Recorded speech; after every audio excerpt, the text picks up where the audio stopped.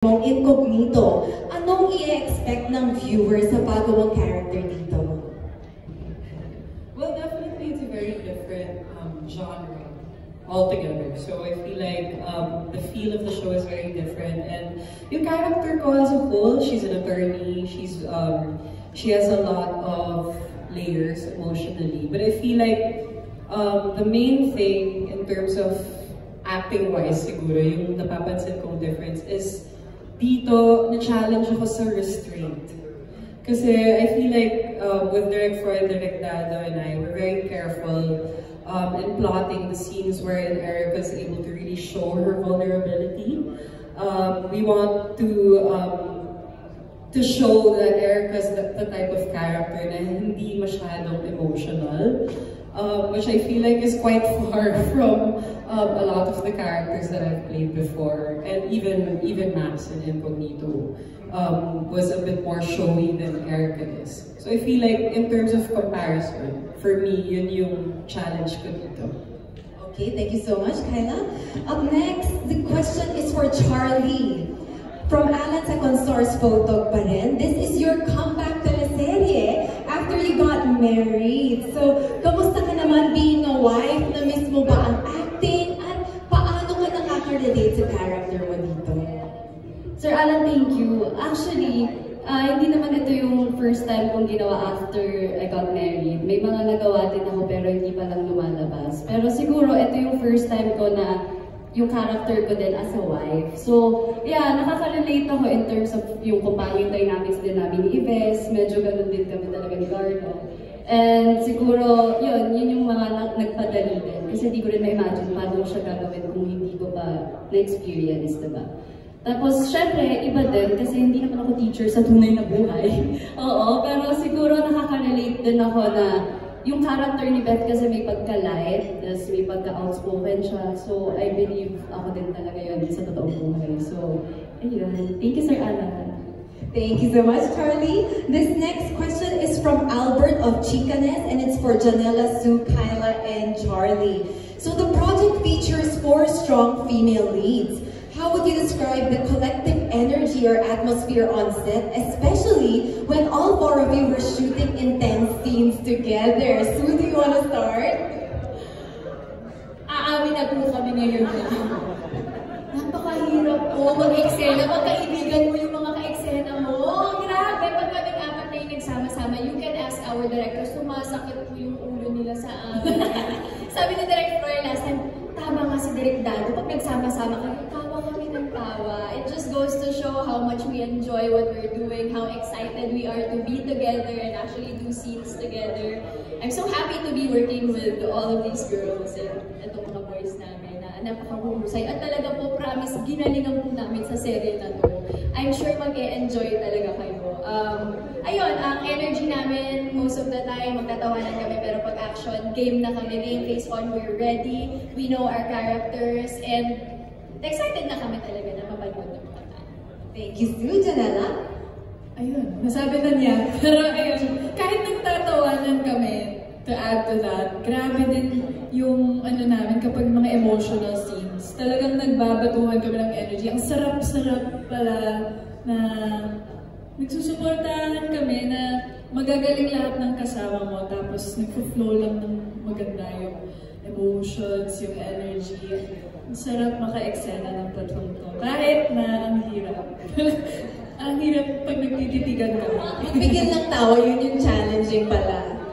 Charlie? Honestly, yeah, yung mga mabibigat na eksena or yung mga eksena ng walang dialogue, yung mga tinginan lang, dun kami hirap-hirap. As in, tawang-tawa kami lagi. As in, si Kyla, may isang eksena kaming tatlo para magkakausap. Nakatalikod sa amin si Kyla, pero nakikita yung energy na natatawa kami lahat. Ganun. Oo, so siya din natawa na tapos lahat kami iwas na sa camera kasi tawang-tawa na kami. Hindi naman mahirap. Pero then, kapag umabot na kami sa mga mahihirap na eksena, pagod na kaming lahat, kami rin yung nagkakapitan. Yun yung sobrang proud ako. And yung kami yung naghihilaan na kaya pa to, kaya to, ganyan. Thank you, Charlie. Finally, Kyla. Yeah, yun nga, it's a very supportive energy na sa aming apat. And I feel like makikita ng mga tao yung chemistry talaga namin apat. And paniniwala talaga sila na magkakabarkada kami in our childhood kasi parang ganun talaga yung pakiramdam. I'll just give an example. Yung last taping, may mga lines talaga rin parang, hirap siya, hindi naman tayo perfect dito, di ba? So, talagang pag hirap na hirap kumapit yung lines, hindi, okay lang yun, mahirap talaga yung line mo. Ganun talaga. Ganun ko lang assurance. Validation. May support. So talagang mararamdaman mo na it's such a supportive energy. Even naman pagka-work namin yung boys, talagang supportive lahat sa isa't isa. Kaya masaya. Thank you for sharing those stories, ladies. Parang natutuwa ako masyado nakikinig sa inyo. Na horror nga pala to, tsaka thriller. Pero knowing what good actresses you are, mas na-excite kami lalo kung paano kayo mag-change in front of the camera. Okay, this time this question goes to Jake, JM, Jameson, Yves, and Ray. So our male cast naman. From Albert of Chicanes once again. Without giving away major spoilers, what is one thing about your character that you think will surprise the audience? Maybe we can start from Yves. Siguro yung pagiging isang mabuting ama at protective ni Ryan kay Beth. Kasi never naman, ang hirap sa akin na una kasi never naman ako naging daddy pa eh. So sige, hindi ko nga mabanggit, naalala ko ng mga first scene ko sa show. Hindi ko alam paano ko ibabato yung word na anak. Kung paano yung tono. Kasi parang hindi ako naniniwala na tatay na ako. So ito, yun na nga. So tagal, last isang taon na rin to. So na-embrace ko yung character ko. Ngayon madali na lang siya. And yung masasabi ko makita nyo dito kay Ryan at abangan nyo yung paano siya maging sobrang protective sa pamilya niya. Parang kaya niyang isugal yung buhay niya para sa anak at asawa niya. You know? Thank you, Jason. Without spoiling, I would say this role I played, So What Lies Beneath, is a role that I have not played before. So it's going to be very different. I'm just looking forward to how everyone's going to perceive it. And Anton is pretty violent. So I mean, it's interesting though. It was a fun journey. It was kind of challenging then for me because I'm not really a person that gets mad easy. So it was fun playing this role. And sorry Sue for Thank you, Jason. Ray, how about you? Well, the directors and I, we worked hard to really emphasize stillness and posture when it comes to this character. We wanted Marco to have this aura. It's very clear there's a lot more to him than he needs on. And he's the kind of guy who runs towards danger, but there's still a lot about him that causes him to hold back. So that was a tricky thing that we tried to play around with, and I'm hoping the final product is something that everyone's going to be able to enjoy. So. Okay, thank you, Ray. Now we go to JM. Hi, sa akin naman siguro ang surprise ko sa character is yung collaboration ko with my directors kung paano namin ginrap yung emotional journey ng character ko. Pero I would just like to take this opportunity to i-appreciate lang si Jake dahil sa kanyang work ethic, sa kanyang passion sa paggawa nitong role na to. And kung may surprise man sa tingin ko, surprise kayo sa performance ni Jake. Jake is a gem here. What a testament naman. Thank you for that, JM. Jake, ibalik mo daw kay JM. You know, all honestly, that means the world talaga coming from JM. Talaga. Because I have all the respect in the world for JM as an actor. And to me, that's even better than a word, brother. Because you know what you're looking at. Diba? You know the effort that's being put into it. And for you to say that really made my day. And honestly, that really makes me cry. Because that means the world to me that you appreciate that. Thank you. I think for me, I'm just gonna let people watch it. To be honest, I think they'll be surprised with the effort that I put into making Miguelito and Edong very different from one another. I want to emphasize kasi syempre, you know, people are saying that they're gonna see me in 2 shows in prime time and all that. I'd like to think that I earned that. I'd really like to think that I worked myself to the bone to make it very different for Miguelito, to make it very different for Edo. And to be quite honest with you, for me, I've just enjoyed the journey. Kasi, tulad ng sabi ko kay Direk earlier when I came here, sabi ko, you know, in this industry or in acting, like honestly, nothing worthwhile ever came easy. If it's not a challenge, it's not gonna be worth it. So for me, thank you so much to my directors for challenging me. Kasi it's difficult not to be this character, but the way na shoot kami, it really is challenging for an actor. Kasi one shot eh. This is my most loneliest role. Yung ka-eksena ko lang talaga lagi is the camera, and it's all my thoughts. And that's all that's in play. Sabi nga ni Direk, parang, it's really challenging also kasi I really have my eyes to communicate. It's not the most talkative role in the world.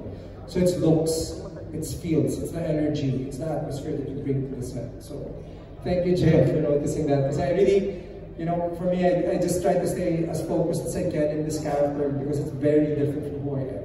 It's so different from who I am. Sabi ko nga, dahil sa oportunidad na binigay ng RCB, it deserved a 10-month immersion in Mandaluyong City Jail. It was worth it. Like, I'll be honest, pagdating namin sa set, and they started to shoot me, and they started to see what I was able to do. Sa totoo lang, napaka worth it. Kasi as an actor, there's no better feeling than going into a set confident and prepared. So, thank you so much for the opportunity, RCB Netflix. Thank you, Jake and JM. I know you're gonna play super heavy roles here, but we can't help but to root for you guys as well already. Okay, this next question is for our female cast members from Marco Polo Demo and Kwento ni Toto. What lies beneath? Nagkaroon ba ng pagkakataon na meron kang napagbintangan na sure ka, alam mo na siya yun, pero sa huli, nalaman mo na iba pala ang gumawa? Anong ginawa mo? Let's start with Sue. Hindi ako judgmental. Ay, sorry. Parang wala naman akong specific na naaalala ng ganung moment. Siguro may napagbintangan akong tao na mabait, tapos hindi pala. Sarap, baliktad pala. Next! Janela? Ano sasagot ko? Hindi ko rin alam. Parang wala akong naisip na ganong instance. Ikaw na muna, Charlie. Honestly kasi, kahit maisip ko na may ginawang masama sa akin, hindi ko pa rin i-confront or pagbibintangan. So, never siya nangyari pa sa akin. Gusto ko may tea on the side for clarification. Kyla, how about you? Ako rin eh, wala akong ganong experience pa. But siguro if that happens to me, nagkamali ako ng judgment sa isang tao, I would gladly take accountability for it and apologize. Yun lang, siguro. Yeah, that's a good resolve. Thank you so much, Kyla. Ang hirap nga naman talaga ng tanong ngayon. Specific. Hindi rin ako judgmental eh. Okay, this next question naman is for Jake from Marco Polo Demo and Kwento ni Toto. Maybe it's hard to fish through this right now because you're portraying so many roles already as it is. Pero sa dami ng na-portray mo na ng characters, ano pa ba ang hindi pa nagagawa ng isang Jake Cuenca? At kung sakaling ibigay, pero may kondisyon na hindi sang-ayon sa gusto mo, anong gagawin mo? Tatanggapin mo ba siya or hindi? Parang marami pa akong role na hindi pa nagagawa. I honestly parang see my career as I've been here for 25 years pero it feels like yesterday. Parang nakasimula ko pa lang sa click and then nandito na tayo sa What Lies Beneath Me. So to be honest with you, parang I don't really think in scarcity, I think in abundance. So there's so many things that I want to do, not only in the Philippines but also abroad. So also in theater, I just started my career, I've only done a few plays, so there's still so many things for me to do. In terms of a role na kunyari hindi ko gusto, I'm actually very easy to convince. Kasi nga, sa akin, my directors know me. At sa akin, if it's such a difficult role, i-challenge nila ako eh. And sometimes that's the way to get me. Is by making it a challenge, making it difficult for me. Kasi, yes, marami na ako nagawa. So, many ways na parang you've been here before. But, you know, for actors who have already done a lot of projects in the past, parang, it's a repetition. You're gonna get better. If you do it again, if you do a similar role, makukumpel ka to do it better kasi nagawa mo na dati. So all these things in your head as an actor na, oh my God, I wish I did this, I wish I did that, sana dinigdag ko to. All actors are like that on the way home. From taping or galing ng shooting, you're always somewhat directing yourself na you could have done this, you could have done that. I tell aspiring actors, just stay, don't ever quit. Kasi darating ang punto ng career nyo, everything is gonna feel like a take two. But this time around, mas magaling ka na. You're equipped. You know now how to approach a scene, you're confident, you're not nervous. You're not just trying to get it right. Kasi in the first part of your career, the first decade or so, you're just trying to get it right para hindi ka pagalitan ng director.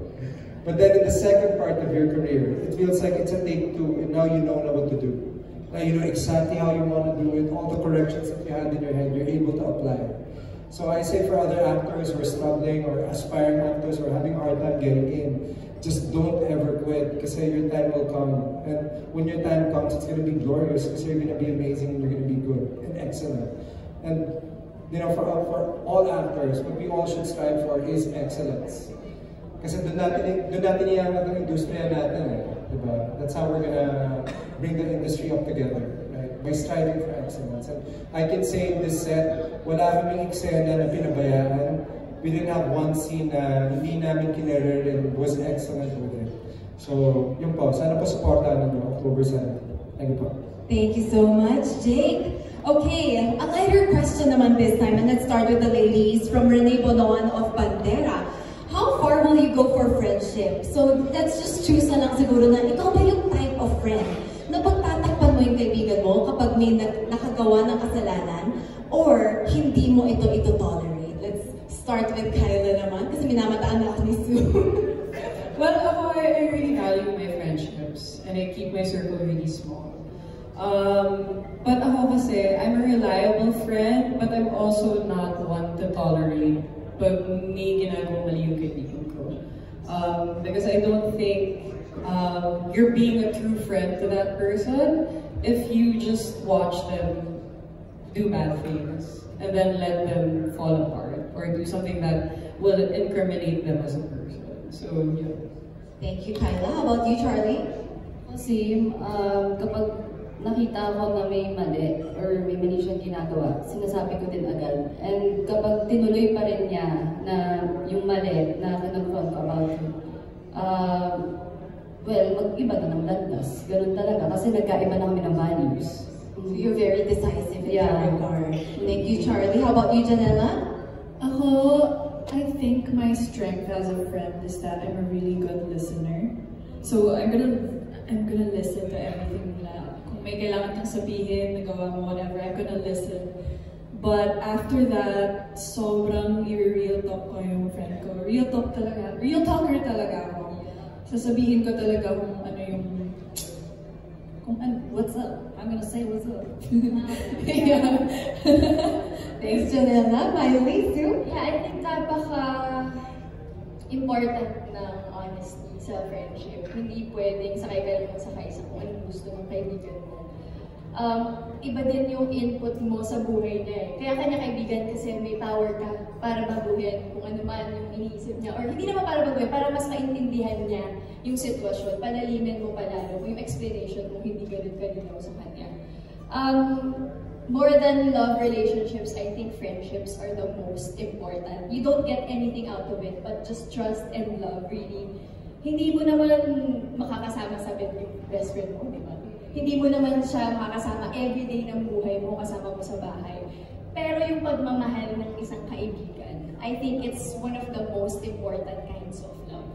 And para ma-maintain mo yun, kailangan honest ka. At kailangan din ka nag-align yung values mo. Because if not, then it's not a friendship that's going to work. Definitely. That's true. Thank you, Sue. Ito, curious naman ako sa point of view ng mga guys. JM, ikaw ba? Pagtatakpan mo ba yung friend mo kung nakita mo may ginagawa siyang mali? Or are you someone who tolerates your friend? Same lang din po sa i-confront ko yung kaibigan ko kasi syempre mas gusto ko siya mapunta sa tamang landas. And sa tingin ko pag tinolerate mo yung hindi ka naging mabuting kaibigan para sa kanya, mas parang mabuti i-end nyo na lang yung friendship nyo kung nagtotolerate lang din kayo ng mga masasamang behaviors. So, yun. Okay, Jake?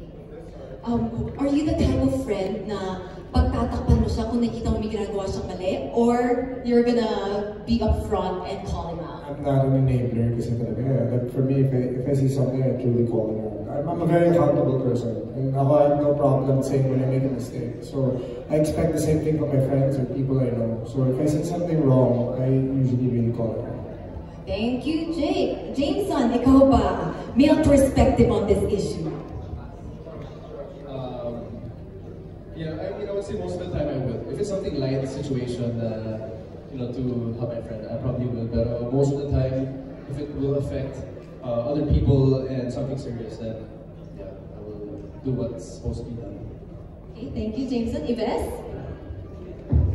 Ako kaya kong sumalad ng bullet para sa mga kaibigan ko. Pero hindi ko nagsasabi tinatolerate ko sila sa mga masamang bagay na ginagawa nila. At lalo na kung meron silang taong natatapakan or nasasaktan. And ako bilang isang kaibigan, minsan humingi ako ng advice sa mga kaibigan ko. Lalo na ito, kay Sue and Charlie. Pag sa love life, parang nanay ko sila na pinapagalitan nila ako eh. May hindi magandang nangyayari. So, yun nga, I'm a good listener din and ma-advise ako sa mga kaibigan ko pero minsan yung advice na binibigay nila sa akin hindi nag-work sa akin. Thank you so much. Finally, Ray? I try my best to put myself in the shoes of my friends kasi, you know, who's to say that I'm not going to end up doing the same thing that they are when I'm in that position. I don't like to claim that I have some kind of moral superiority. I want to tell them what's right from what's wrong. And then, I'm not your dad. You're a grown-up, you should be able to figure that out on your own. Although sometimes it really can be difficult to know which way to do it. And I think as a friend, it's your responsibility to help someone out to get to that spot. So. Okay, thank you so much, Ray. And now for the next question, it goes to Jake Cuenca from Chris Ramos Jr. of One Music PH. Oh, this is for Jake and JM. You seem to be portraying some quote-unquote psycho characters. Are there any influential characters in film history that influenced your acting for your particular roles right now? Me, for this particular role, I really don't